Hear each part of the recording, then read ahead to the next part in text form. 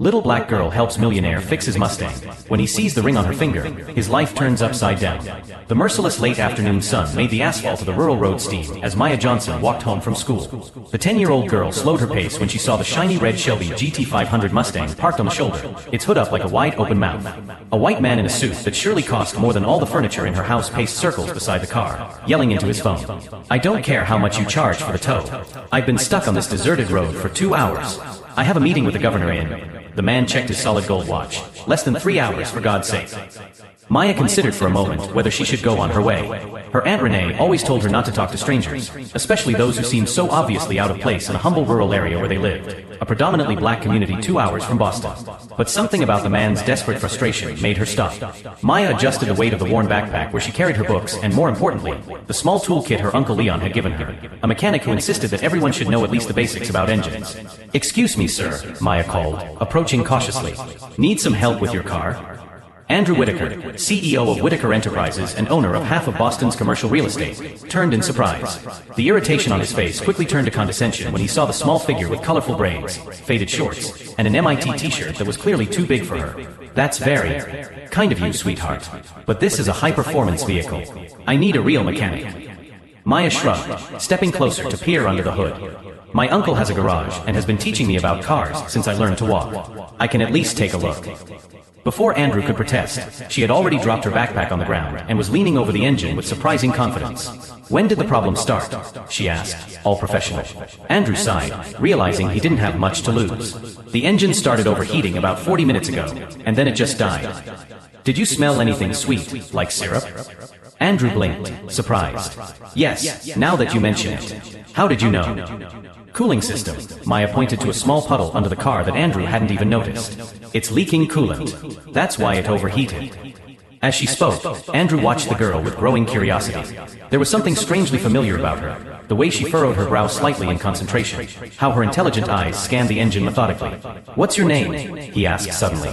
Maya Johnson." She held out her hand, stained with grease from the inspection. He shook it hesitantly. "Andrew Whitaker."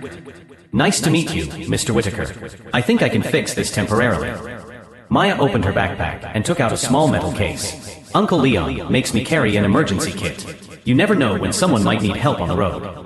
Andrew watched, fascinated, as the girl worked with impressive efficiency, locating the leak in the radiator hose and applying a special tape. "That should hold until you get to town," she explained. "But you'll need to add water to replace the lost coolant." It was when Maya raised her hand to brush her hair away from her face that Andrew saw it, a ring with an emerald green stone set in antique gold, held on her finger with thread wrapped around the base to keep it from slipping off her small finger. Andrew's world seemed to stop. The sun glinted off the stone, reflecting an internal pattern he would recognize anywhere, a small crescent-shaped imperfection. A ring he had given 12 years ago to a little girl named Maya at an orphanage called Little Angels, days before it was mysteriously closed. "That ring," Andrew began, his voice suddenly trembling. "It's very unusual." Maya looked down at her hand. "It was my mother's. I mean, my adoptive mother, Diana. She died last year."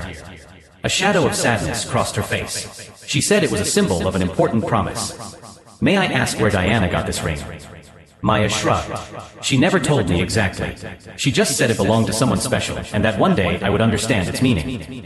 Andrew tried to pull himself together, offering to drive Maya home as a thank you. She hesitated only briefly before accepting. During the 15-minute drive, Andrew asked seemingly casual questions about her life, where she went to school, how long she had lived there, who she had lived with since her adoptive mother had died. "I live with my Aunt Renee and Uncle Leon," Maya explained. "They took me in when Diana died." "Have you always lived here?" Andrew asked, trying to keep his voice casual as he gripped the steering wheel tightly. "Since I was 3. Before that," Maya hesitated. "Diana didn't talk about it much. I know I was adopted from an orphanage called Little Angels. It closed soon after." Andrew almost lost control of the car. "Little Angels? Are you sure?" "Yes." "Why? Do you know it?" Andrew took a deep breath. "I did, a long time ago." As they approached a modest but well-kept house, Andrew stopped the car. Maya thanked him and said goodbye, but before she could get out, he handed her a card. "Maya, if you ever need anything at all, please call me." The girl accepted the card with a curious look and got out of the car. Andrew watched as she ran toward the house, the ring sparkling in the sun. His hands trembled as he picked up the phone to call his private investigator. What Maya couldn't know, as she waved one last time to the stranger in his expensive car, was that this chance encounter had just set in motion events that would reveal secrets kept for more than a decade. Secrets that connected a billion-dollar empire, a mysteriously closed orphanage, and a black girl with an extraordinary ability to fix broken things.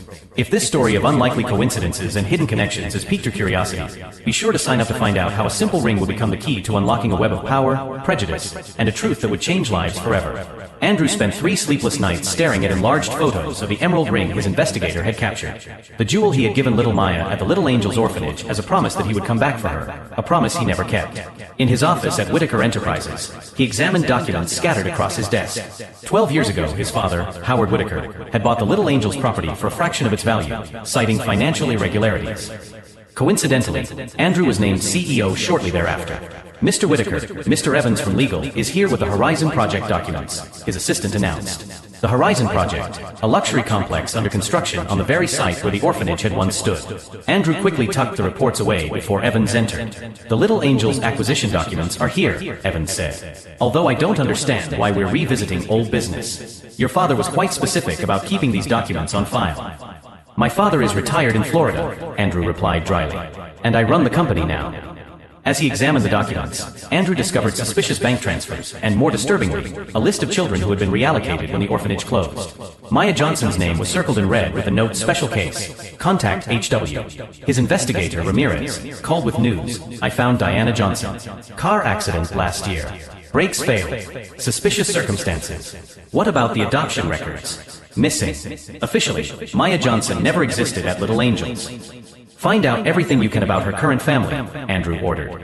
Meanwhile, Maya was working in the small workshop behind her aunt and uncle's house. The place was her refuge, tools organized on the walls, the comforting smell of oil and grease. Did you manage to fix the old radio? Leon asked, entering the workshop. Maya smiled, lifting the 1950s radio. I did it. Just had to reconnect a few wires. Leon affectionately ruffled his niece's braids. You have a gift, girl. I've never seen anyone understand machines like you. Uncle, do you think my mom would be proud? Diana was so proud of you she could have burst, Maya. She twirled the ring on her finger. I met a rich man the other day. His car broke down and I fixed it. He recognized my ring. Leon froze. What man? Andrew Whitaker. He gave me his card. Maya showed them the card. He seemed strange when he saw my ring. Leon's face paled. He exchanged glances with Renee, who appeared at the door. Maya dear, Renee said tensely. Remember when we promised to tell you the truth about Diana when you were older? I think that time has come. That night, Maya heard the hidden story. How Diana, a nurse at the orphanage, had run away with her when the orphanage suddenly closed. How they had changed their names and gone into hiding for years, always looking over their shoulders. Your mother left this for you, Renee said, handing her a yellowed envelope. She made us promise to give it to you only if someone from the Whitaker family showed up. With trembling hands, Maya began to read. My dear Maya, if you are reading this, someone has found you. There are things you need to know. At Andrew's apartment, Ramirez called again. Sir, someone else is investigating Little Angels. A reporter named Marcus Hayes. What does he know? Quite a lot. And he has a theory about why her father was interested in certain children at the orphanage. Specifically, children with unusual talents. The next day, a black SUV pulled up in front of Maya's school. 2 men in suits watched as she left with her friends. Is that her? The girl with the emerald ring. Yes. Mr. Whitaker Sr. wants to see her immediately. What they didn't know was that Leon was parked across the street. He took out his cell phone and dialed a number Diana had left for emergencies. Marcus Hayes. It's about Little Angels, Leon said, and a girl with an emerald ring. I found the proof you're looking for. At Whitaker Enterprises, Andrew stared at his father, Howard, who had flown in from Florida without warning. What's this about reviewing the Little Angels documents? Howard demanded. I thought that matter was closed. I found Maya Johnson, Dad. The girl with the emerald ring. Howard paled. So what? Just another orphan. What matters is Project Horizon. Billions are at stake. What was so special about that girl? Howard laughed dryly. Don't you really understand what's at stake? Some children are valuable. They have talents that can be exploited. She fixes things, Andrew said slowly. She can look at broken machines and just understand them. Howard's smile was icy. Think of the military applications, the patents, the power. Why do you think we bought that orphanage? What neither Whitaker realized was that Maya was already reading Diana's letter, discovering the truth about her past and her special talents. And more importantly, discovering why the emerald ring was so valuable. It wasn't just a piece of jewelry, but a key to documents that could bring down an empire. The pieces of the puzzle were starting to fall into place. On one side, a powerful corporation ready to protect its secrets at any cost. On the other, a 10-year-old girl with an extraordinary talent and a ring worth far more than its weight in emeralds. Between them, a man trying to decide which side of the story he wanted to be on. The conference room on the 50th floor of Whitaker Enterprises was buzzing with nervous executives. Howard Whitaker had called an emergency meeting, his normally controlled face now contorted into a mask of fury. "Where is my son?" Howard demanded, pounding the massive glass table. "Andrew should have been here an hour ago."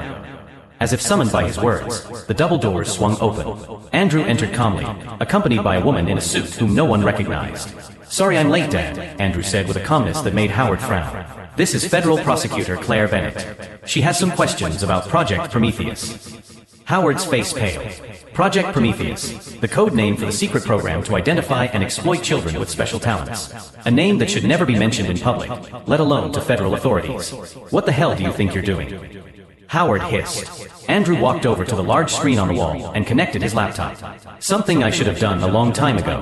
The truth about Little Angels and the other 5 institutions you've closed down over the last 15 years.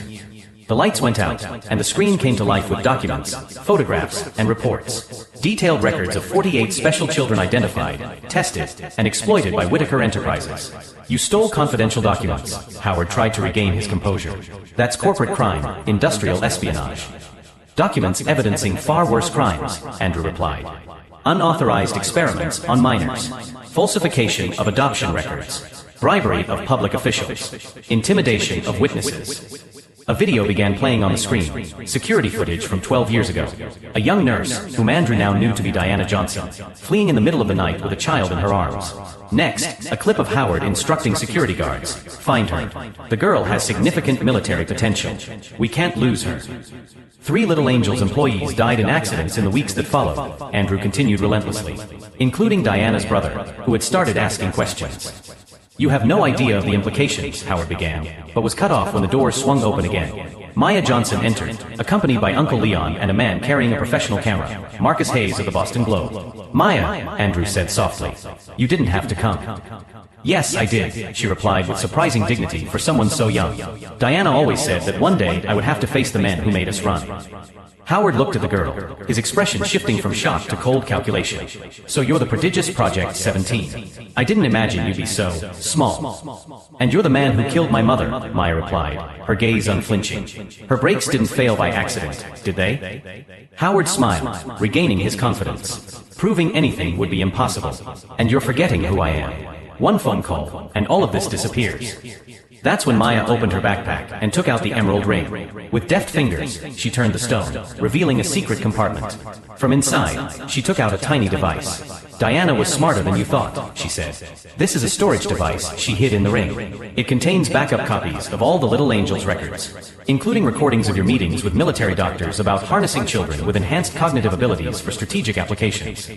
Howard Whitaker, for the first time in his life, was speechless. "This is being broadcast live right now," Marcus Hayes explained, pointing to his camera, "to our studio and directly to social media platforms. Over 10,000 people are already watching." Andrew walked over to his father, keeping his voice low. "It's over. The prosecutor has a deal for me. Full cooperation in exchange for immunity. As for you, well, we'll let a jury decide." As federal agents entered the room to arrest Howard Whitaker, Maya approached the man who had destroyed so many lives. "My mother taught me that broken machines can be fixed," she said calmly. "But broken people need to fix themselves. I hope you get that chance in prison." Howard was led away, his empire crumbling live for the world to see. In the days that followed, Whitaker Enterprises' stock plummeted. Investigations revealed decades of unethical practices, illegal experimentation, and systematic corruption. Andrew watched it all with a complex mix of relief and regret. He had lost his family and his inheritance, but he had found something more valuable, his integrity. In the courthouse, as Howard awaited his preliminary hearing, Maya approached Andrew on the steps outside. "What happens now?" she asked, the emerald ring sparkling on her finger, no longer a symbol of secrets, but of truth revealed. Andrew looked out at the city skyline, at the skyscrapers that had been built with money stained by exploitation and suffering. Among them, the gleaming Whitaker building, which would soon lose its name. "Now," he said, "we rebuild. Not just buildings, but lives." What none of them could have predicted at that moment was how that rebuilding would transform not just their lives, but an entire community. An empire built on exploitation was crumbling, but from the ashes something new and unexpected was about to be born. Something that would forever change the way the world viewed exceptional talent in unlikely places. 5 years have passed since the day Maya Johnson exposed the truth about the Whitaker Empire. On a sunny spring morning, she walked through the halls of the newly opened Johnson Center for Young Inventors, a sprawling complex of labs, workshops, and classrooms built on the same site where the Little Angels Orphanage once stood. The sensors in the East Wing are still malfunctioning, Maya, now 15, told the group of engineers following her. Her experienced eyes identified problems in complex systems with the same ease with which she had detected a leak in a Mustang's radiator years ago. At the back of the center, Andrew Whitaker talked with investors, his suit replaced by jeans and a button-down shirt. The former billionaire heir had donated his entire personal fortune to found the Prometheus Initiative, no longer an exploration project, but a program dedicated to identifying talented young people from marginalized communities and providing them with opportunities. We discovered 23 children with exceptional talents just this quarter, Andrew explained. Each one receives a full scholarship and personalized mentoring. No contracts, no exploitation, no secrets. Andrew's transformation surprised many, especially former executives at Whitaker Enterprises. The man who had once been heir to an empire built on exploitation was now dedicating his life to repairing damage and creating genuine opportunities. Maya is about to publish her third patent, said Leon, who now ran the center's engineering program. Harvard, MIT, and Stanford are already fighting over who will recruit her. On the center's main wall, an exhibit documented the entire story. Photographs of the orphanage, newspaper clippings about the fall of Whitaker Enterprises, and a headline that changed everything: Whitaker Empire collapses after teenage revelations. Meanwhile, in a medium-security federal prison, Howard Whitaker stared at the walls of his cell. The tycoon who once controlled billions and manipulated lives now spent his days in confinement, abandoned by former allies, his fortune confiscated, his name forever tarnished. He refuses to participate in any rehabilitation program, a guard commented. He still believes he'll get out of here and rebuild everything. The arrogance that had been his trademark was now just a sad caricature, an old man clinging to dreams of power that would never come true. That night, the Johnson Center held its first major graduation ceremony. 12 young people from disadvantaged communities had completed the intensive 2-year program, each with job offers or college scholarships in hand. Maya, still too young to graduate but already recognized as a mentor by her older peers, took the stage to give a speech. When I was 10, I fixed a stranger's car on the side of the road, she began, twirling the emerald ring on her finger, now a symbol not of secrets, but of transformation. That small act of generosity exposed a web of exploitation, but it also paved the way for something new and better. Andrew watched from the back of the auditorium, his eyes watering. The girl who had destroyed his old world had, in fact, given him a purpose that no fortune could buy. My adoptive mother, Diana, used to say that broken machines can be fixed, but broken systems need to be redesigned from the ground up, Maya continued. That's what we're doing here, not just fixing what was wrong, but building something entirely new. The next day, Maya received an unexpected letter. The sender? Victoria Whitaker, Howard's daughter who had renounced her family name after the scandal and now worked as a federal prosecutor. We found 5 more orphanages with programs similar to Little Angels, the letter read. Thanks to your testimony and the evidence you gathered, we've been able to identify and protect 37 more children. Some have talents like yours. When you're ready, they'd love to meet you. As Maya read the letter to Andrew, Uncle Leon, and Aunt Renee, a sense of closure hung in the air. What had begun with a chance encounter on the side of the road had become a quiet revolution, transforming not only their lives, but an entire system that had thrived on the exploitation of the vulnerable. You know what's ironic? Andrew said. Howard always said he was building a legacy. And he really did, just not the way he imagined it. Maya looked out the window at the children playing in the center's gardens, free from the kind of manipulation that had nearly defined her own destiny. Real power was never in the buildings or bank accounts, she replied. It was in the ability to make a difference in other people's lives. That evening, as the sun set over the Johnson Center, a new sign was unveiled at the entrance. Every talent deserves to flourish. Every child deserves freedom. It was a promise for the future, built on the ashes of a past they refused to repeat. If this story of justice, resilience, and transformation touched your heart, be sure to subscribe to the channel for more stories about how small acts of courage can change entire systems, and how true reparation isn't just about punishing evil, but about building something better in its place.